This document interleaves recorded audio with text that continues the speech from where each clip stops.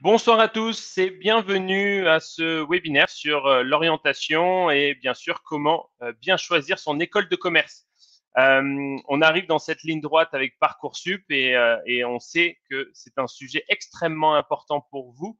Et c'est pour ça qu'on a mis à disposition bien, des événements d'orientation pour vous aider, vous accompagner, où que vous soyez en France et vous faire venir justement en live des experts qui connaissent très très bien le secteur et qui vont pouvoir très bien vous conseiller. Juste avant de commencer ce webinaire, peut-être vous aider, vous aiguiller sur comment ça va marcher. Sur la droite, vous avez un petit panel où en bas, vous avez des petits boutons. Vous avez un bouton notamment sondage, un bouton question et un bouton chat. Ça va être sur ces trois boutons-là qu'on va interagir ensemble. Donc, j'ai besoin, si vous avez des questions, et j'espère que vous avez des questions, eh bien que vous les posiez dans la partie questions. La partie chat, elle est réservée si vous souhaitez discuter entre vous, si vous souhaitez dire bonjour, si vous souhaitez dire au revoir ou peu importe. On vous mettra des coordonnées aussi dans la partie chat. Mais moi, je vais principalement être sur l'onglet questions. Donc, c'est ici que je vais vous demander de mettre vos questions. Et si vous voyez que des questions, une question a déjà été écrite, posée par une des personnes qui est présente ce soir, pas besoin de la réécrire. Vous avez juste besoin de la liker pour tout simplement qu'elle puisse monter. Parce que plus la question est likée, plus je la verrai, elle sera en haut. Et forcément, j'imagine que ça sera une question importante à poser à nos intervenants ce soir. Donc bonjour à tous, je vois déjà que vous êtes bien présents, Alicia, Lou, Anita, Antoine, Anne, Geoffroy, Pascal et à tous les autres, bienvenue, bienvenue. Donc allez-y, une fois que vous avez dit bonjour à tout le monde, posez vos questions parce que l'objectif ce soir, eh bien, c'est de déterminer comment bien choisir son école de commerce pour septembre prochain. J'imagine que c'est principalement pour cette période-là qu'on va parler. Alexandre, merci pour ta première question. Allez-y pour tous les autres. Et on va démarrer ce webinaire si c'est clair pour tout le monde. Allez. Donc déjà, on va commencer par présenter rapidement les intervenants, mais ils se présenteront eux aussi. On va leur laisser la parole. On a la chance ce soir d'avoir avec nous Arthur, qui est le responsable promotion France de Catch Business School. Donc, j'imagine que vous connaissez très bien cette école en France, qui a plusieurs campus, qui est très bien implémentée. Et on a Marianne Marc aussi, directrice communication et coordination de marketing de l'ESG, aussi de nombreux campus à travers la France. Donc ce soir, ces deux personnes vont justement vous accompagner et essayer de répondre à vos questions. Nous avons aussi Anne Thomas qui fait partie de l'ESG et qui va justement aussi répondre à vos questions. Pour ma part, vous me connaissez peut-être parce que vous avez déjà dû peut-être participer à des webinaires précédemment. Yves Perret, je suis le fondateur et président de Meet Your School. C'est une solution qui vous accompagne et qui vous met en relation de manière digitale avec l'ensemble des écoles puisqu'on organise durant l'année de nombreux salons virtuels ou de nombreuses journées portes ouvertes d'écoles, puisque sur ce site-là, des écoles essayent de tout simplement vous conseiller, vous accompagner. Donc ça, c'est sur meetyourschool.com et j'en profite et je le rappellerai à la fin. On organise le 19 janvier prochain le très gros événement de la conférence des grandes écoles où un grand nombre d'écoles, que ce soit écoles de commerce, écoles d'ingénieurs ou même écoles spécialisées, participeront. Donc, on vous invite à venir et à vous inscrire sur cette plateforme. Alors, je souhaitais commencer ce webinaire et cette intro par une phrase qui pour moi est fondamentale puisque aujourd'hui vous êtes jeunes, vous êtes dans cette réflexion de qu'est-ce que je vais faire plus tard et c'est un choix qui est très important. Et cette phrase, pour moi, on doit prendre les petites décisions avec la tête et les grandes avec son cœur, elle est vraie parce qu'on doit faire les choses avec la passion. Et aujourd'hui, forcément, dans la réflexion que vous avez, on voit que très vite, les problèmes se mettent devant vous. Vous voyez tout de suite beaucoup de problèmes. Ah, mais c'est trop loin. Ah, mais c'est trop cher. Ah, mais comment je vais faire pour ceci? Ah, mais comment je vais faire pour cela? Plutôt que de dire, de vous poser la question, de vous dire, est-ce que c'est fait pour moi? Est-ce que c'est ça que je veux faire? Est-ce que c'est vraiment là où je vais être épanoui? Donc, choisissez en premier ce qui vous fait plaisir et en deux, eh ben, vous verrez, vous arriverez à manager et vous arriverez à trouver toutes les solutions pour gérer ce projet qui est un projet important, ce projet d'orientation, de choisir la bonne école pour vous. Parce que on se rend compte que le choix, eh ben, il est énorme en fait en France. On a 2,2 millions de jeunes lycéens en France. Il y a 3500 établissements publics et privés d'enseignement supérieur et il y a plus de 17 000 formations qui sont proposées rien que sur Parcoursup. Vous allez voir, si vous n'avez encore jamais fait Parcoursup, le choix est très, très important. Donc, du coup, l'idée, c'est comment se retrouver dans cette jungle de formations qui vous sont proposées. Comment se retrouver pour déterminer cette école, elle est faite pour moi, celle-là, elle l'est pas. Donc, c'est j'ai envie de dire beaucoup de questions et l'idée de ce soir, eh ben, c'est tout simplement essayer d'y répondre. Donc, si vous êtes déjà un petit peu avancé dans votre réflexion, dans vos choix, j'imagine que les questions ont déjà commencé à venir à vous et ben, c'est tout l'objet de ce webinaire, c'est d'essayer d'y répondre. Donc, je vois que les questions arrivent. Donc, allez-y, allez-y. Je vois des questions d'Alexandre, Christine, Amadoun. Il faut continuer à poser des questions puisque on va justement les poser à Arthur, Marianne ou Anne ce soir. Mais avant de passer à la partie questions, eh bien, on va laisser la place à nos présentateurs, enfin nos speakers, voilà, ce soir, qui vont se présenter et qui vont tout simplement vous dire ce qu'ils font et comment ils peuvent vous conseiller. Je vais laisser la place à Marianne et ensuite on demandera à Arthur de se présenter. Marianne, Bonsoir. à toi. Ouais, bonsoir. Plutôt que de me présenter moi, c'est pas très intéressant. Je vais plutôt vous parler de l'ESG en quelques mots. L'ESG, c'est un groupe majeur de l'enseignement supérieur en école de commerce en France. C'est une école qui a été créée dans les années 70 sur la base d'un principe qui était d'ouvrir les écoles de commerce à plus de diversité en arrêtant la sélection par les maths, en s'appuyant sur autre chose que les maths pour choisir les étudiants qui intégraient l'école. Et on est toujours sur ce principe aujourd'hui parce qu'on est convaincu que la personnalité et la motivation, c'est ce qui fait la richesse et la différence, y compris en entreprise. Parce qu'en fait, à l'ESG, il s'agit bien de vous préparer à rentrer dans l'entreprise. Toutes nos écoles ont pour objectif de professionnaliser leurs étudiants et de les aider à trouver leur propre voie en révélant leur singularité. On s'appuie pour ça sur des intervenants extérieurs qui sont experts dans leur domaine ou dans le secteur visé. On s'appuie également sur une pédagogie pratique basée sur des nombreux projets que nous apportent nos entreprises partenaires, donc sur des projets réels qui vous permettent de pratiquer et de vous mettre en situation professionnelle. Et la plupart de nos formations délivrent des titres certifiés RNCP. Alors, j'ai vu dans les questions qu'il y en avait une sur les accréditations, etc. Donc, on reviendra probablement sur ce sujet et pour peut-être expliquer ce qu'est un titre RNCP. Voilà, et ces titres certifiés RNCP viennent confirmer l'axe professionnalisant de notre groupe, de l'ensemble de nos écoles. À Paris, l'ESG opère à travers 8 écoles post-bac qui sont spécialisées soit par domaine fonctionnel, comme le marketing et commerce, la finance, les RH, soit par secteur d'activité, comme le sport, le luxe, l'immobilier, le tourisme.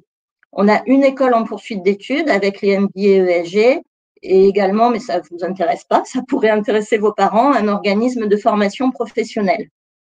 Et puis en région, l'ESG est présente actuellement dans 7 campus.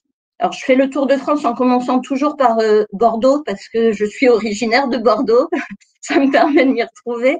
Donc, on est présent à Bordeaux, à Toulouse, à Aix, à Montpellier, à Tours, à Rennes, à Lyon pour ce qu'il s'agit de l'ESG Sport.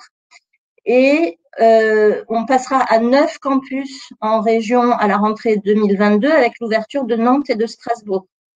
Et sur ces campus, on propose des bachelors et des masters dans tous les domaines de gestion d'entreprise. Voilà pour brosser le tableau rapidement. Super. Eh ben, merci beaucoup. Donc, du coup, on va pouvoir passer à Arthur. Oui, alors bonjour à toutes et tous. Donc Arthur Vallus, moi je suis responsable de la promotion des programmes, donc tous les programmes qu'on propose chez Kedge. Kedge, pour celles et ceux qui connaissent pas très bien, c'est la marque qui a été créée il y a 7-8 ans et qui résulte de la fusion en fait des ESC Bordeaux et Marseille, qui elles en revanche ont été créées il y a très longtemps puisqu'elles faisaient partie de la première vague de création d'écoles de commerce. Alors en 1872 et 74 pour les gens qui veulent des ordres de grandeur précis. Et donc Kedge, c'est une école qui est à Bordeaux et à Marseille, également à Paris et à Toulon. Et donc on propose en fait tout type de formation, en tout cas sur les sciences de management évidemment. Si vous voulez faire médecine ou concevoir des fusées, ce sera pas chez nous. En revanche, pour tout un tas de métiers dont on va parler, j'imagine, marketing, finance, RH, achat, logistique, on a différentes formations. La plus connue, je vais dire le vaisseau amiral étant le programme Grande École, historiquement ouvert aux étudiants de classe préparatoire, mais depuis, il y a eu aussi d'autres voies parallèles. Et puis, en complément de ce programme Grande École, nous proposons des formations post-bac, des masters spécialisés. Alors, c'est très vaste et il y en a pas mal, donc je ne vais pas forcément rentrer dans le détail dans ma présentation, mais en fonction des questions, ça peut être intéressant. Et voilà, et je suis ravi d'être là. Alors moi, je me posais les mêmes questions que vous il y a 15-20 ans. J'avais fait le choix d'une classe prépa, mais depuis, le monde a un peu changé, donc je serais vraiment ravi de répondre à vos questions et potentiellement aussi de répondre à des comparatifs si certains ont des hésitations entre différents parcours. Merci beaucoup, du coup, Arthur, pour cette présentation. Alors, je me suis permis de faire un petit sondage en vous posant la question, qui êtes-vous ce soir? Est-ce que vous êtes lycéen, étudiant ou parent? Parce que nous, ça nous permet de pouvoir répondre d'une manière beaucoup plus spécifique en fonction de l'audience qui est là ce soir. Je vois qu'on a 72% de lycéens, 21% de parents. Donc, les parents sont bien présents ce soir aussi. Avec nous. Et puis, on a un petit peu d'étudiants. Donc, on sait bien que si vous êtes lycéen, ça veut dire que vous allez vouloir intégrer un bac plus 1. Donc, ça va être la première étape. Si vous êtes étudiant, vous êtes peut-être sur de la reconversion, donc peut-être de la recherche de master ou voilà, vous êtes peut-être déjà en recherche de réorientation.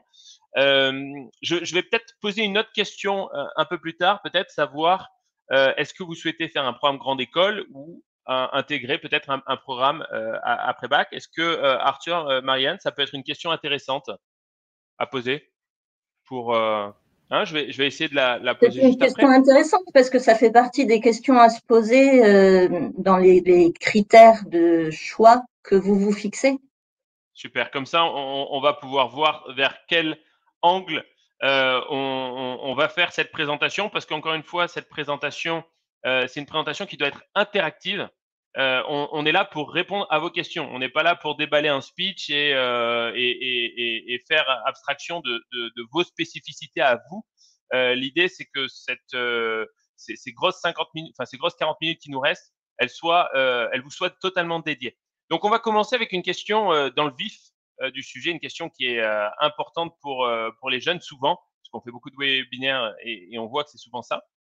C'est la question de Clémentine.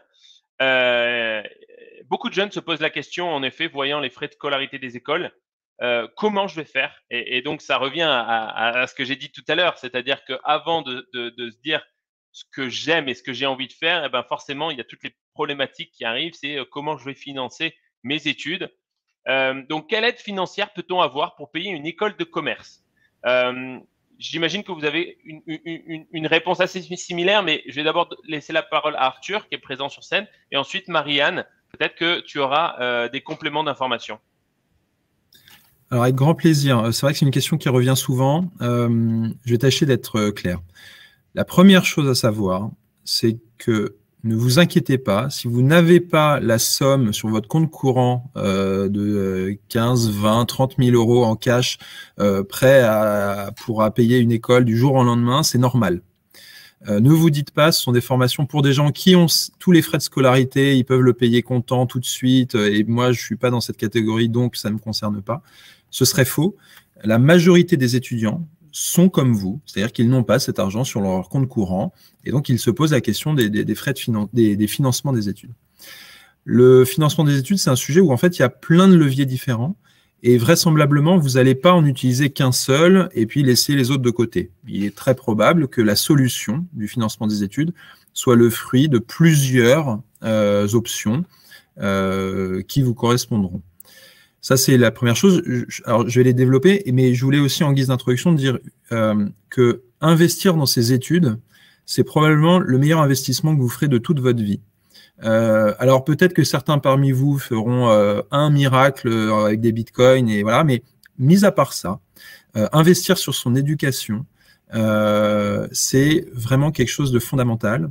Et finalement, quand on prend un peu de recul, les sommes dont on parle pour intégrer une école et les quelques années d'études ne sont pas grand-chose si on prend toutes les années de carrière qui vont s'offrir après à vous. Donc, on parle de 30, 40 ans et du retour sur investissement, si on est vraiment purement financier, qui va être presque garanti.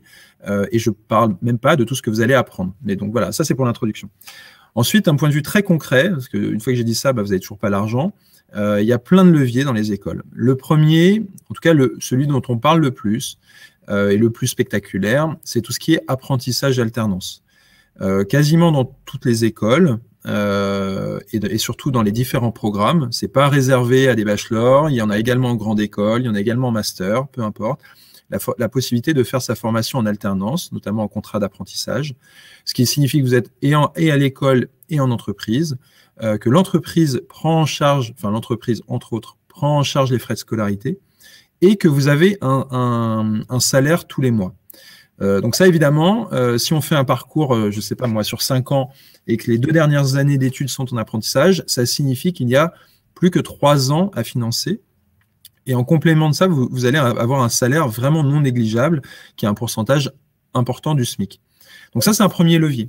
Il y a un autre levier qui est tout ce qui est bourse. Alors, il y a des bourses internes, notamment chez Kedge, on a des bourses, mais il y a aussi les bourses classiques. Il ne faut pas imaginer que parce qu'on intègre une école payante, d'un seul coup, les dispositifs de bourse s'arrêtent. Ce n'est pas le cas. Donc, vous pouvez continuer à toucher la bourse si jamais vous êtes boursière ou boursier. Il faut savoir qu'en école, vous allez faire des stages, et en stage, vous êtes payé, même parfois bien payé. Un étudiant, par exemple, en Master 2, donc en stage de fin d'études, peut avoir en moyenne 1 200, 1 300 euros par mois. Donc, c'est évidemment à prendre en compte. Vous avez du temps pour des jobs étudiants. J'essaye d'être exhaustif, mais évidemment, on ne peut pas rentrer dans les détails, mais il y a des jobs étudiants, parfois au sein de l'école, parfois à l'extérieur. Et puis, évidemment, pour compléter ces sommes, vous pourrez faire appel à une banque. Alors, il ne faut pas que ça vous fasse peur et vous effraie d'emprunter un peu d'argent pour vos études. Les banques ont l'habitude. Les banques prêtent très facilement parce qu'elles ont confiance. Elles savent que c'est un bon investissement. Elles savent que vous allez être en capacité de rembourser. Elles vont mettre toutes les dispositions possibles pour vous aider, c'est-à-dire que certains étudiants remboursent qu'une fois qu'ils ont leur premier CDI, certains étudiants remboursent avec des toutes petites mensualités. Il n'y a pas de règle, évidemment, à chaque fois ce sont des situations particulières, mais il faut bien avoir en tête que le financement des études ne doit pas être un obstacle. Et si vous souhaitez intégrer une grande école, si vous pensez que c'est fait pour vous tant à court terme, parce que vous allez y vivre, et à long terme pour votre projet personnel et professionnel, il y a de très nombreux dispositifs et d'une façon ou d'une autre, nous, en tant qu'école, vous aiderons à trouver ces dispositifs et à solliciter les bonnes personnes et à la fin du compte, d'avoir une solution, même si à l'origine, vous n'aviez pas cet argent sur votre compte. Super, c'était très clair. Merci Arthur. D'ailleurs, la question qui a été posée sur le sondage, que recherchez-vous? on a beaucoup plus de jeunes qui veulent du post-bac que du programme grande école, d'après le sondage et le petit échantillonnage qu'on a sur 19 votes. Marianne, je vais prendre juste le relais, si tu veux bien, Yves, sur cette question qui est intéressante, et je peux comprendre que les futurs étudiants se posent la question du financement de leurs études. Ce qui est hyper important, c'est ce qu'a commencé à dire Arthur sur l'alternance. Il faut savoir que l'État s'est soucié aussi du développement de l'alternance en mettant en place une aide à l'apprentissage pour les entreprises. Donc, les entreprises se sont énormément tournées vers l'alternance cette dernière année. Et ça va être à nouveau le cas pour la rentrée de septembre 2022. Donc, n'oubliez pas que pour financer vos études, l'alternance, c'est un sacré levier, et non seulement financier, mais aussi pour intégrer le marché du travail. Donc, sachez que cette aide pour les entreprises a été renouvelée jusqu'à fin juin 2022. Donc, cette année, vraiment, si vous avez l'occasion de pourquoi pas vous tourner vers l'alternance, n'hésitez pas. Et les écoles vous accompagnent, vous aident. En tout cas, l'ESG, il y a tout un service qui est dédié à la recherche d'entreprises d'accueil. Et chaque année, on place sur chaque campus, à Bordeaux, par exemple, on a placé pratiquement plus de 1200 étudiants en alternance. On les a accompagnés à trouver une entreprise d'accueil. Ça, c'est vraiment une sacrée opportunité pour financer ces études. Et puis également, sachez qu'il existe un fonds social régional.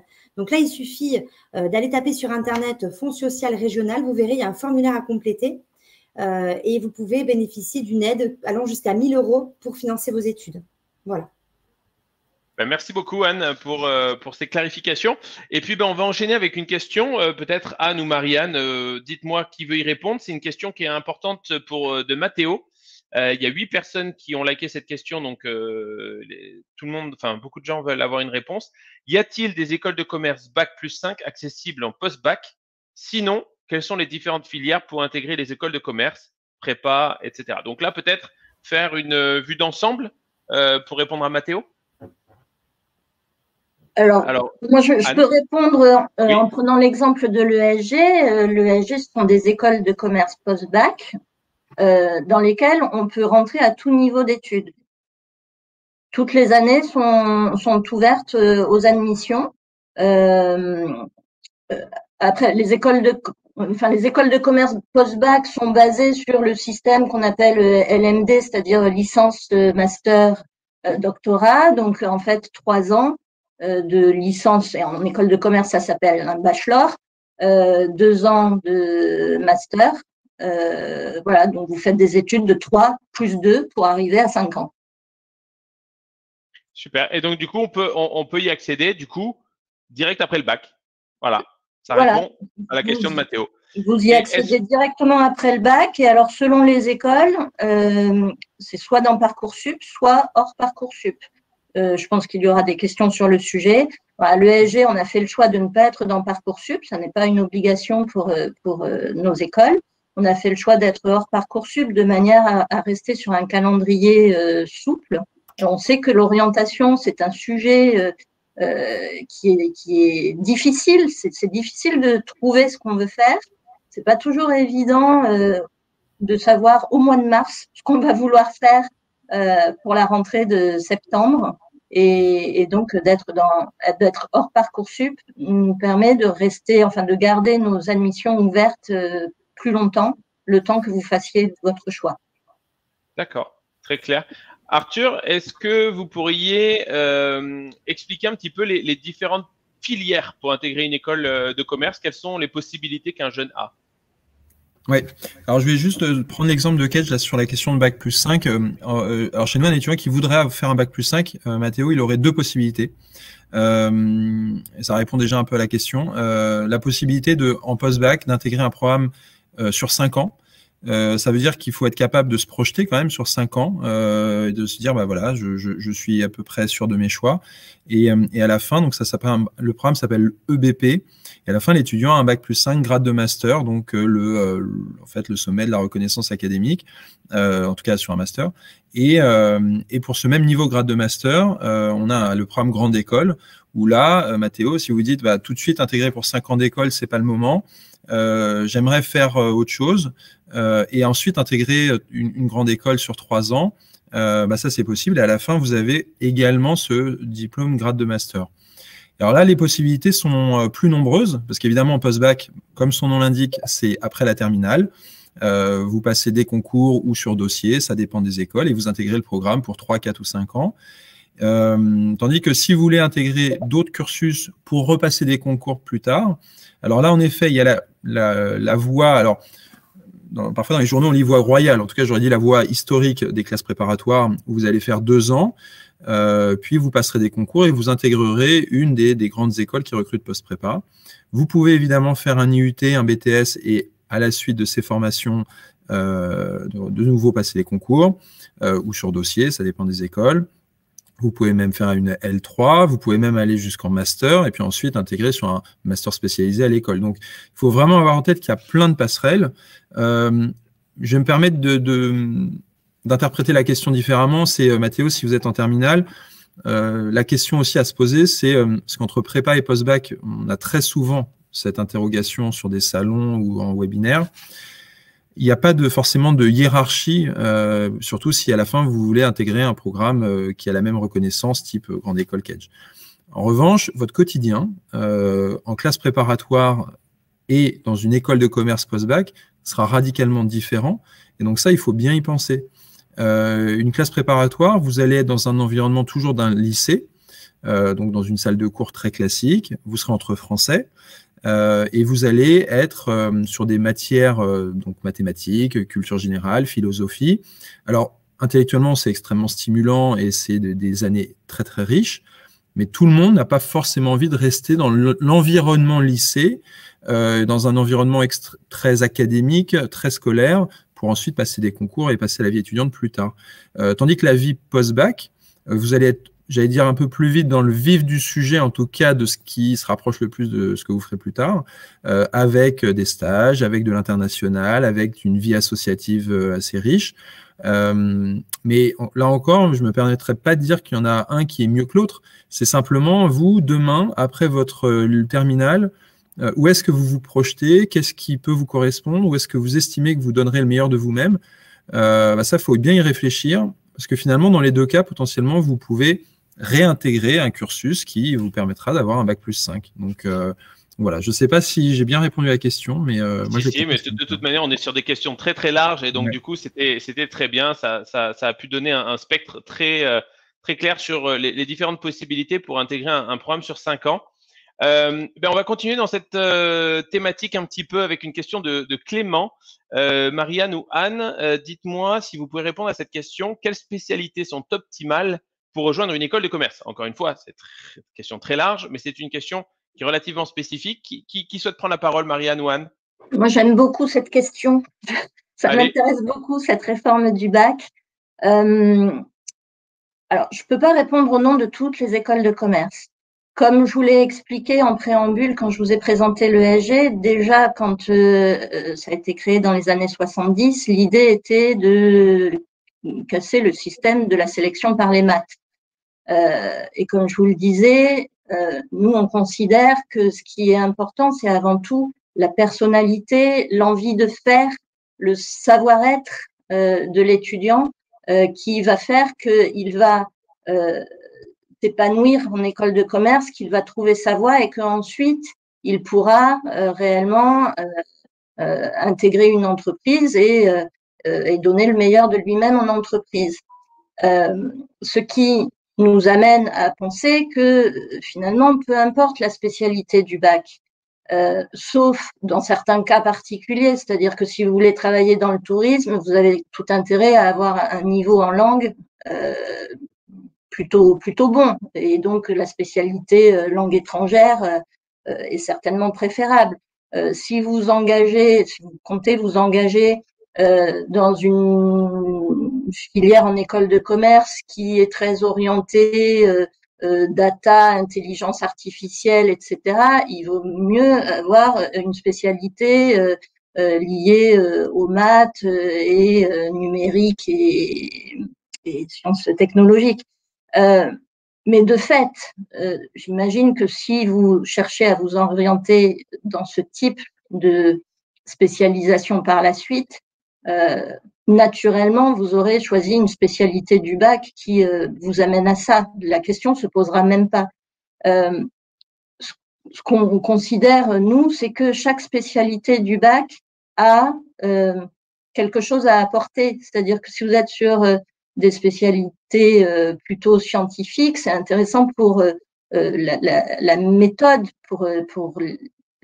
la méthodologie que ça peut apporter. Si vous êtes sur la spécialité humanité, littérature, etc., ça va vous donner une ouverture d'esprit et une capacité d'attention aux autres et d'analyse des situations qui va être intéressante.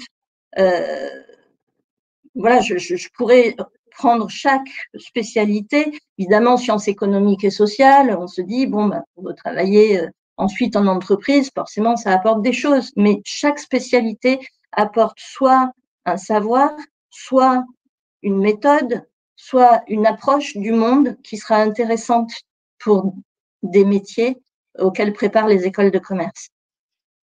Donc, globalement, pour résumer, en fait, tout peut amener à l'école de commerce, globalement, en fonction des spécialités, parce que chaque programme ou chaque spécialité va vraiment apporter des qualités, des avantages. C'est ça, selon moi et selon la philosophie de l'ESG. Après, peut-être que certaines écoles de commerce sont toujours plus attachées à des spécialités scientifiques, mais je pense que les esprits sont en train de s'ouvrir sur le sujet. Super. OK.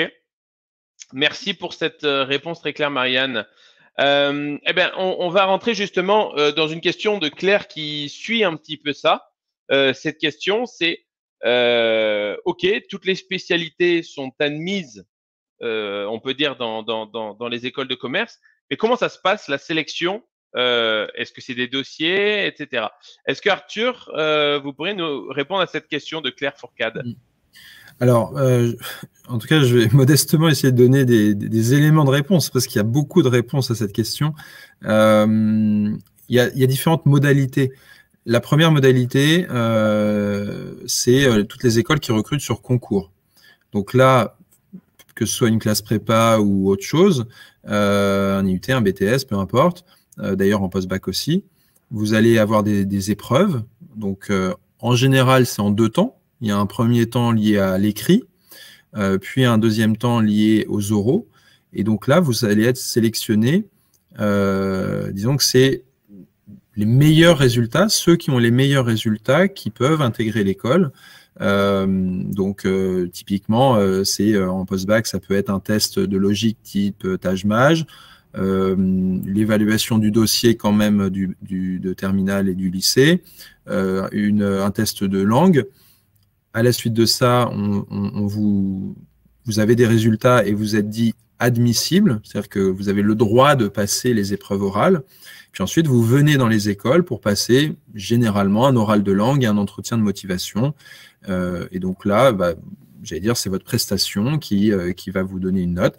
Et puis, du statut admissible, vous serez peut-être admise dans l'école. Donc ça, il y a toute la logique de concours. Et puis en effet, il y a la logique de dossier, où là, on est davantage, et d'ailleurs plus tout au fil de l'eau, tout au long de l'année, parce que les concours, il y a des dates très précises et un calendrier. Et le dossier, on va, comme son nom l'indique, étudier votre dossier, donc vos notes, votre parcours, ce que vous avez fait avant. Vraisemblablement, on vous demandera soit un CV si c'est pertinent, une lettre de motivation ou un texte de motivation, ou parfois une vidéo, peu importe, pour un peu mieux aussi comprendre ce qui vous incite à postuler dans l'un de nos programmes. Et puis, c'est assez rare, donc, mais je ne veux pas dire de bêtises, c'est possible. En général, il y a toujours quand même une phase orale après. Alors, est-ce que c'est avec un directeur de programme qui veut en direct, s'il y a des petits effectifs, avoir un entretien, ou est-ce que c'est avec un jury compte tenu de volume plus important? Ça dépend. Mais voilà, ce sont les 2 grandes familles de recrutement, le concours ou le dossier. Et puis après, je pense que c'est pas un scoop, mais l'excellence ne nuit jamais. Donc, les bons résultats sont quand même bien vus. La motivation qui transparaît est évidemment un critère. Les expériences riches qui peuvent être en lien avec ce que vous voulez faire chez nous, ou en tout cas, vous êtes capable d'expliquer un lien et qu'il y ait une cohérence dans votre parcours, évidemment, ça c'est attendu. Mais bon, évaluer un dossier, on pourrait y passer des heures.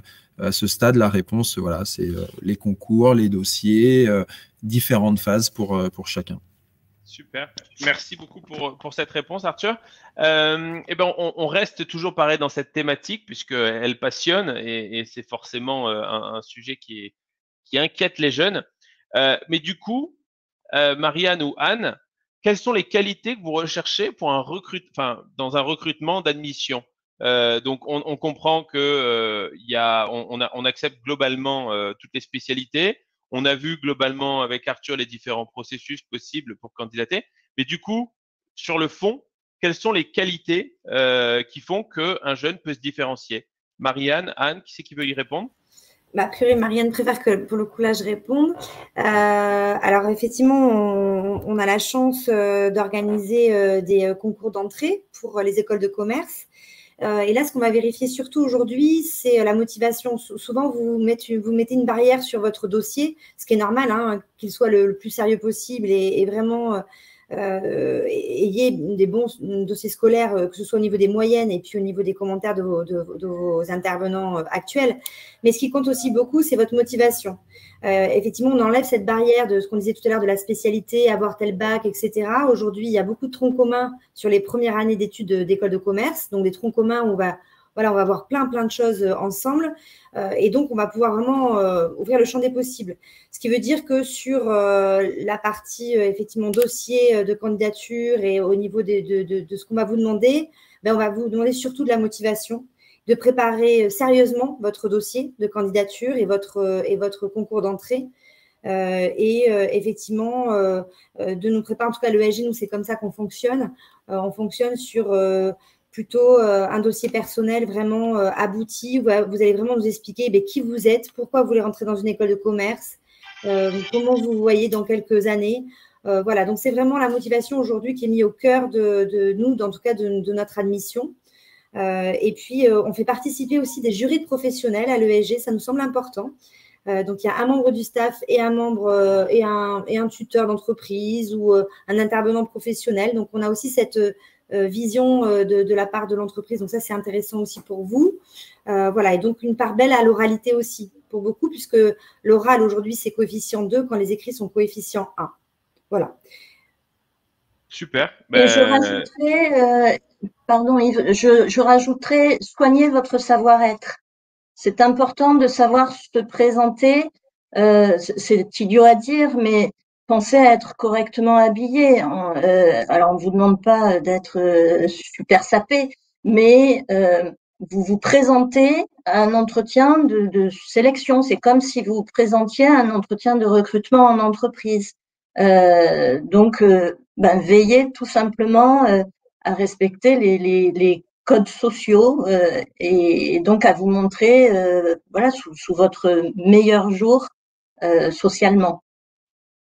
Super, c'est vrai qu'on oublie souvent ce type de détails, donc c'est très bien, merci beaucoup Marianne. Pardon Yves, moi j'aurais bien complété, parce que c'est quelque chose que je vois très souvent. La question c'est surtout après, puisque là la plupart sont en terminale ou au lycée, mais j'ai pas de projet professionnel, qu'est-ce que je peux dire en entretien? La question, elle n'est pas là. On n'attend pas, enfin, je vais me permettre de dire on, mais je pense que c'est assez unanime. On n'attend pas des gens qui savent précisément, alors voilà, dès la terminale, alors dans 5 ans, je serai auditeur junior chez Deloitte, et puis 2 ans après, je deviendrai directeur financier d'une PME, et puis la question, elle n'est pas là. Alors, si certains ont une idée précise, tant mieux, et puis parlez-nous-en et expliquez, etc. Mais ne vous mettez pas à une pression inutile. On n'attend pas des gens qui ont forcément un projet professionnel ultra précis et défini. En revanche, c'est important que vous arriviez, donc là on parle surtout des oraux, des entretiens, en ayant été curieux, en se renseignant en amont. Et si vous nous dites, voilà, moi je ne sais pas exactement, mais ce serait plutôt les métiers liés au marketing, faut être capable d'en parler un minimum. Vous, en tant que lycéen, quand vous dites marketing, ça veut dire quoi? Qu'est-ce que vous imaginez? Et si vous nous dites ça, quelle est la raison? Qu'est-ce qui, dans le marketing, vous semble être intéressant par rapport à ce que vous avez déjà vécu et par rapport à ce que vous voulez vivre demain? Donc voilà, je voulais aussi, de la même façon, de se retirer un peu de pression sur le financement des études. La question n'est pas d'avoir tout de suite l'argent sur son compte. Pour les entretiens et le projet pro notamment, il faut relativiser. Alors, la bienveillance n'est pas un manque d'exigence. Hein. Voilà, il faut quand même venir, on n'est pas un touriste, mais il faut dédramatiser ça. Et on est plus dans une logique on veut qu'en face de nous, il y ait des gens curieux, qui ont fait preuve d'ouverture, qui se sont renseignés. Mais ce n'est pas un drame à 17 ans de ne pas savoir précisément ce qu'on fera dans sa vie. Voilà. Et je compléterai ta remarque, Arthur. Effectivement, c'est tout à fait normal à 17 ou 18 ans de ne pas savoir ce que vous ferez par la suite. Mais commencez déjà à vous renseigner. Et pour ça, je pense, la meilleure manière, c'est d'interroger des professionnels pour essayer de comprendre les métiers. Interrogez les gens autour de vous pour qu'ils vous expliquent concrètement au quotidien ce qu'ils font.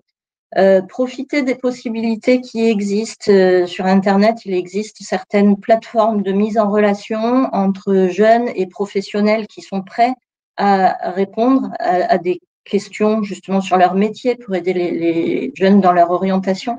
Profitez de toutes ces possibilités. C'est comme une recherche de formation, ça ne se fait pas au dernier moment.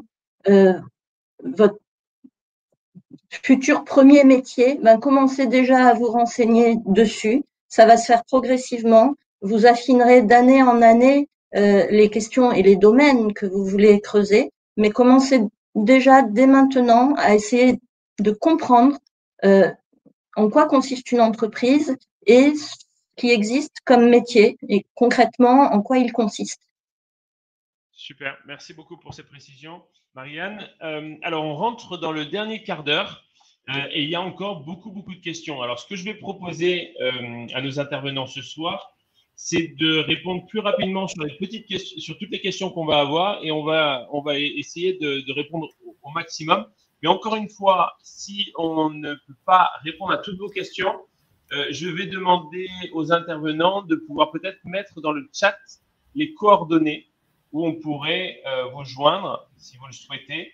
Où est-ce qu'on peut joindre l'ESG, où est-ce qu'on peut joindre Kedge, si on a des questions très spécifiques des questions que vous avez posées ce soir dans le chat, mais où on n'aurait pas répondu. Alors, il y a quand même une question qui a été posée plusieurs fois et ces questions-là ont été souvent likées. Une question d'Antonin qui va regrouper d'autres questions, mais les jeunes se retrouveront dans ces questions. Quelles sont les différences d'écoles de commerce post-bac offrant… Non, pardon, ce n'était pas celle-là que je voulais poser comme question. C'était quelle est la différence entre un programme grande école ou faire un master après un bachelor? Arthur, est-ce que vous auriez une réponse rapide? Alors, déjà, potentiellement, il n'y en a pas dans le sens où, après un bachelor, on peut intégrer une grande école. Alors, via concours, hein, il n'y a pas de passe-droit. Ce n'est pas parce qu'on fait le bachelor Kedge qu'on a une place qui nous attend à la grande école Kedge. J'ai peut-être mal posé la question. Quelle différence entre un programme grande école ou faire un master après un bachelor? Pardon. C'est peut-être à la fin, entre deux masters, entre un master PGE et un master après bac, quelle est la différence? Alors oui, non, mais c'est parce que je voulais dire, c'est que parfois ça peut être la même chose. Donc en fait, il peut ne pas y avoir de différence. En revanche, si c'est notamment entre un programme grande école et un master dit spécialisé, là on est davantage dans une logique où le programme grande école est un programme plus généraliste, où vous aurez, vous continuerez de voir un peu toutes les matières et vous spécialiser au fur et à mesure, mais malgré tout d'avoir des acquis, des fondamentaux sur l'ensemble des sciences de gestion, avec de l'étranger, avec des stages, etc., etc. En master spécialisé, comme son nom l'indique, vous allez, à l'issue de votre bachelor, choisir un sujet qui vous intéresse, qui correspond à votre orientation. Ça peut être en data, ça peut être en luxe, ça peut être en finance, en RH. Et là, vous entrez dans une logique, pendant 1 ou 2 ans, je vais me concentrer sur ce sujet-là. Alors, il y aura également des stages. Il y a peut-être un peu moins de périodes à l'étranger et également un peu moins de vie associative en général dans les masters spécialisés.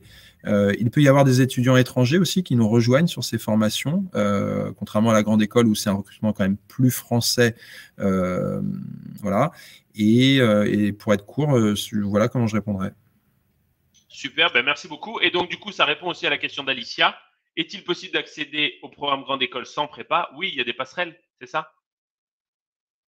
Exactement, il y a des passerelles. Alors, il y a un petit nombre de places en Bac+2 pour certaines personnes qui auraient fait notamment un IUT. En Bac+2, c'est surtout de la classe préparatoire. Et après, par contre, en Bac+3, là, c'est à toutes les personnes qui ont un diplôme validé Bac+3, les crédits ECTS. En revanche, on n'intègre pas que pour la dernière année. Un programme Grande École, on intègre entre guillemets au plus tard en M1, M2. Super, merci beaucoup. Alors, du coup, d'autres questions là sur lesquelles on va essayer de répondre rapidement.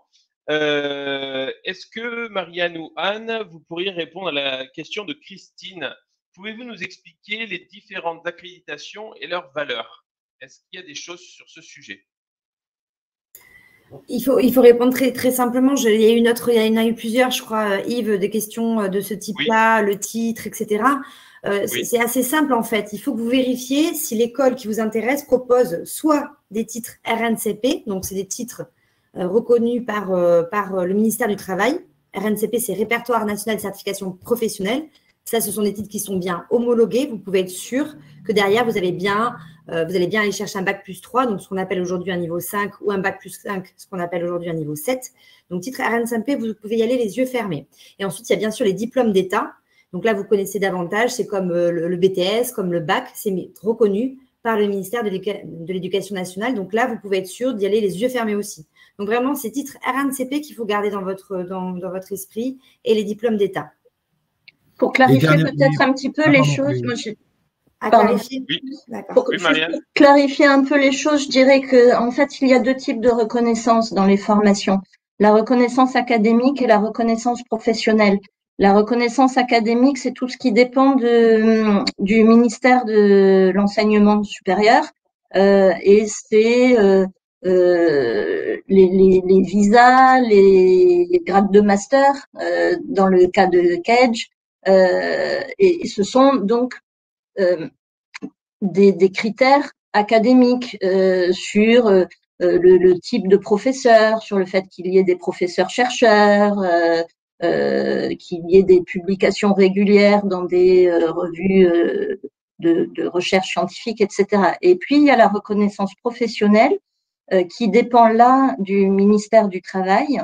Et c'est ce que Anne expliquait à travers les titres RNCP, le Répertoire national des certifications professionnelles, dépendant d'un organisme gouvernemental qui s'appelle France Compétences. Et les titres RNCP permettent de prouver que les formations qui délivrent ces titres préparent bien au métier, au débouché et au niveau de salaire attendu du fait de cette formation, et que la formation prépare à des compétences professionnelles. Donc, il y a ces deux types de reconnaissance, académique et professionnelle. Après, les deux peuvent aussi se mêler. Hein. Ça ne veut pas dire qu'en reconnaissance académique, on ne fait rien qui soit professionnel et qu'en reconnaissance professionnelle, on ne fasse rien lié à de l'académique. Mais c'est les deux grandes catégories qui vous permettent de vous y retrouver. Et après, se rajoute la notion d'accréditation, souvent des accréditations internationales. Donc ça, c'est le choix de certaines écoles pour pouvoir rayonner à l'international et également faire venir des étudiants internationaux dans leur école. C'est de répondre à un certain nombre d'accréditations reconnues à travers le monde. Voilà. Super. Très clair, merci beaucoup. Au vu de toutes les questions que je vois, parce qu'il y en a beaucoup, merci pour toutes ces questions que vous avez. Et encore une fois, dans le chat, vous avez les coordonnées d'Arthur. Est-ce que Anne ou du coup Marianne, vous souhaitez mettre des coordonnées dans le chat pour qu'on puisse vous contacter si jamais on ne répond pas à des questions? Bien sûr. N'hésitez pas à mettre vos coordonnées dans le chat, comme ça on pourra vous joindre. Mais je vois quand même des questions où les jeunes se préoccupent suite à un BTS, suite à un IUT. Alors, je ne vais pas poser une question exacte globalement qui a été posée, mais ça va regrouper plusieurs questions. Globalement, comment ça se passe? Et peut-être que Arthur va pouvoir nous répondre. Mais globalement, comment ça se passe après avoir fait un IUT, un BTS? Est-ce qu'il y a des places réservées pour cette catégorie-là? Est-ce qu'ils sont au même niveau que tout le monde? Est-ce que cette typologie de jeunes peuvent facilement intégrer un programme grande école. Voilà, il y a pas mal de craintes, je le vois dans les questions qui sont posées. Alors, vous pouvez, j'allais dire sans problème, en tout cas, oui, sur le papier, oui. Vous pouvez intégrer différents programmes à différents niveaux. C'est-à-dire qu'il est tout à fait possible d'intégrer un programme bachelor après un IUT ou un BTS pour 2 ans, si c'est un programme en 4. Vous pouvez intégrer un programme grande école donc pour 3 ans. Évidemment, dans le cadre d'un programme grande école, vous ne passerez pas les mêmes épreuves et les mêmes concours qu'un étudiant de classe préparatoire, parce que vous n'êtes pas préparé aux mêmes choses, tout simplement. Donc c'est pour ça que je dirais, il n'y a pas de hiérarchie, il y a des places, il y a des possibilités. En revanche, ça suppose de se préparer très sérieusement et surtout de se prêter à l'exercice, parce que ce que vous faites au quotidien en BTS ou en IUT n'est peut-être pas tout à fait ce qui est attendu pour le concours. Donc ça, il faut avoir son projet très clairement en tête et se donner les moyens pour y arriver. Et une fois que vous êtes à l'école, il n'y a pas de classe spéciale issue BTS ou je ne sais quoi. Vous allez être avec vos camarades. Vous aurez des profils variés. C'est une chance pour l'école, pour votre carrière, pour vos travaux de groupe. Il y a certainement des matières sur lesquelles vous aurez peut-être un peu d'avance parce que vous les aviez justement étudiées dans le cadre de vos études précédentes. Peut-être d'autres, vous allez vous sentir un peu plus entre guillemets en retard, mais vous allez équilibrer vos efforts pour être au niveau attendu. Donc c'est tout à fait possible. Il y a effectivement, selon les niveaux, peut-être un peu moins de place, mais vraiment, il ne faut pas se censurer ou quoi que ce soit. Il y a plein de passerelles après un Bac+2 dans les écoles de commerce en France. Oui, moi je suis d'accord et moi mon objectif c'est pas forcément d'intervenir pour dire quelque chose, mais un conseil que je souhaite donner, c'est ne vous auto-censurez pas. Ne faites pas le choix de ne pas postuler à une école ou une autre en vous disant je ne le mérite pas, je ne le vaux pas, je ne suis pas assez bon, etc. Ça c'est pas une bonne chose. Foncez, allez-y, choisissez ce qui est fait pour vous. Petite question pour Marianne ou Anne, parce qu'on a parlé un petit peu d'alternance au tout début, et du coup, là, on a une question d'Enzo. Quel type de formation est la plus adaptée, la meilleure? Et entre parenthèses, alternance, 3 petits points. C'est une question ultra large, mais comment est-ce qu'on pourrait conseiller Enzo sur ce choix d'alternance ou de cours plein, comme tout le monde? Je ne sais pas, Anne, Marianne, je ne sais pas qui veut répondre. Comme tu veux, Marianne. Vas-y, si tu veux. Effectivement, l'alternance, ce qui est super avec l'alternance, c'est que ça s'y prête dès le post-bac, en fait. Si vous choisissez de commencer par un BTS, vous pouvez le faire en alternance et puis ensuite le faire dans le cadre de votre bachelor et de votre master. Donc, l'alternance s'ouvre dès le post-bac et vous pouvez suivre toute votre filière en alternance. C'est ça qui est formidable avec l'alternance. Et surtout qu'aujourd'hui, les entreprises ouvrent les portes de leurs entreprises à des jeunes qui sont tout juste issus du bac. Elles vont les accompagner dans leur expérience du monde de l'entreprise. Donc ça, c'est vraiment super. Donc, alternance dès le début de vos études, pas de souci. Super. Mais en revanche, il faut bien se poser la question. Enfin, l'alternance n'est pas forcément quelque chose d'obligatoire et pas forcément dès le début de votre parcours. C'est-à-dire qu'il faut bien considérer en fonction de vous-même ce que vous cherchez. Il faut se poser la question de est-ce que le rythme en alternance me convient, sachant que c'est quand même assez exigeant, hein, puisque vous devez à la fois concilier votre vie en entreprise, votre vie à l'école, les projets de groupe, etc. Est-ce que j'ai besoin de plus de temps pour déterminer ce que je veux faire, dans quel type d'entreprise, etc. Auquel cas, il vaut peut-être mieux se diriger vers un système de stage pour ensuite, une fois que vous êtes plus décidé, plus déterminé sur ce que vous voulez faire, passer ensuite à l'alternance.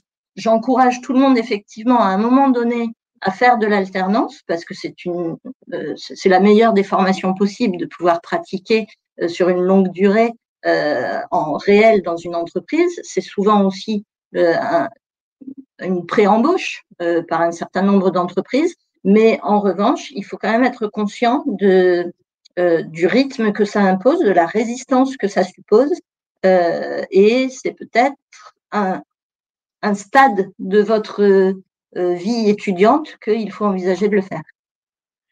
Eh ben, merci beaucoup, Marianne, pour ces derniers mots, parce qu'on arrive à la fin, 19h29. On ne va pas vous retarder trop non plus. D'ailleurs, Arthur a dû nous quitter parce que du coup, il était obligé de libérer une salle.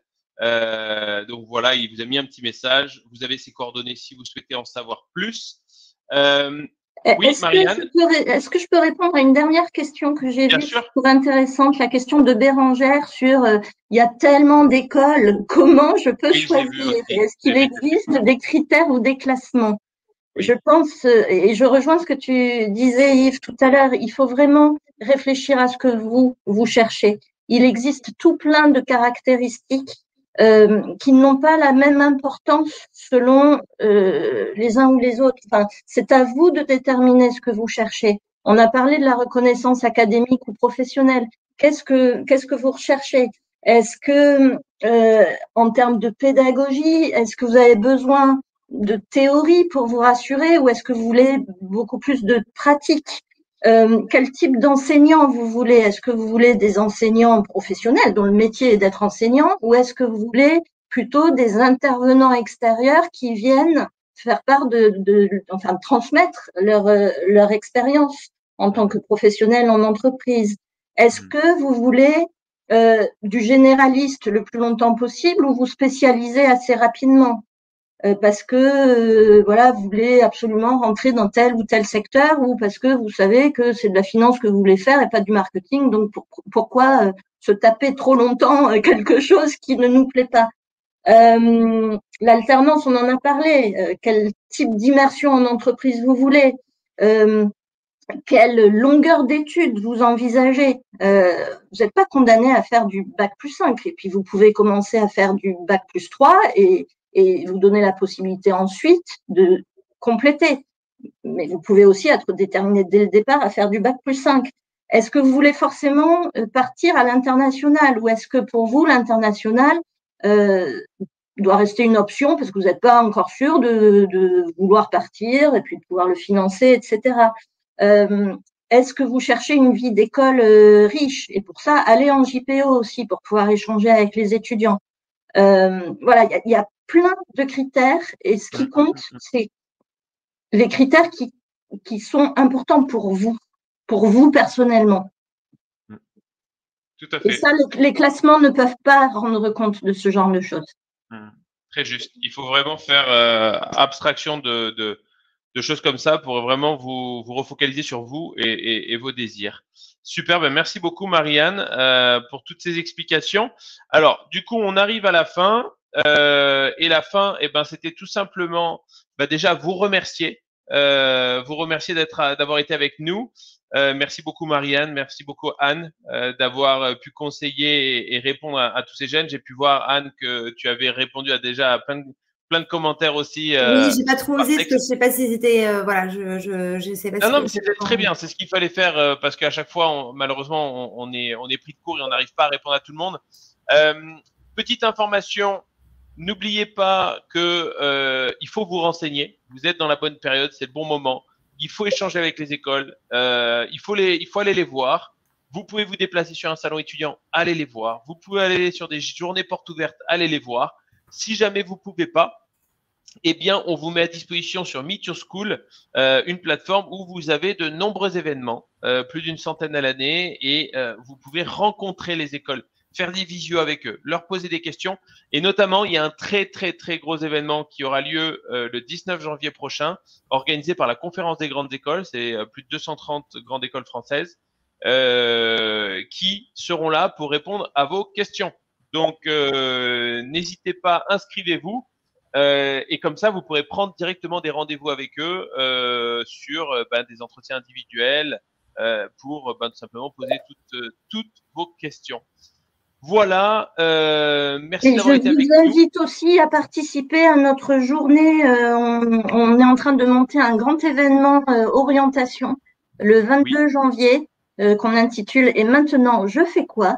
où un grand nombre de professionnels viendront présenter à distance leur métier Et nous aurons également des interventions de la part de coachs d'orientation pour vous aider dans la méthodologie de recherche. Super, peut-être mettre le lien aussi dans la barre chat. Eh bien, malheureusement, je ne peux pas vous donner le lien parce qu'on est en train de monter l'événement et le site internet n'existe pas encore. C'est nos devoirs de vacances. Bon, eh ben, ça fait partie des choses. Alors moi, j'en profite. Alors, je vous mets le lien aussi dans la barre de chat pour l'événement qui va avoir lieu. Comme ça, vous pouvez vous inscrire directement. Je vous le mets dans les commentaires, dans le chat. Vous avez le lien pour rejoindre cet événement qui a lieu du coup le 19 janvier prochain. Et il y a de nombreuses écoles qui vous attendent pour vous renseigner. Comme ça, vous pourrez poser, et j'imagine que même d'ici là, il y aura plein d'autres questions que vous aurez qui seront peut-être encore plus précises. Merci beaucoup à tous. Je vous souhaite une excellente soirée. Je vous souhaite d'excellentes fêtes de fin d'année. Profitez bien, malgré tout ce qu'on entend dans les médias et la lourdeur et la pesanteur de toutes les infos. Profitez un maximum et puis, eh bien, j'espère que vous aurez tout ce que vous souhaitez. Merci beaucoup. Bonne soirée à tous. Au revoir. Au revoir. Merci beaucoup.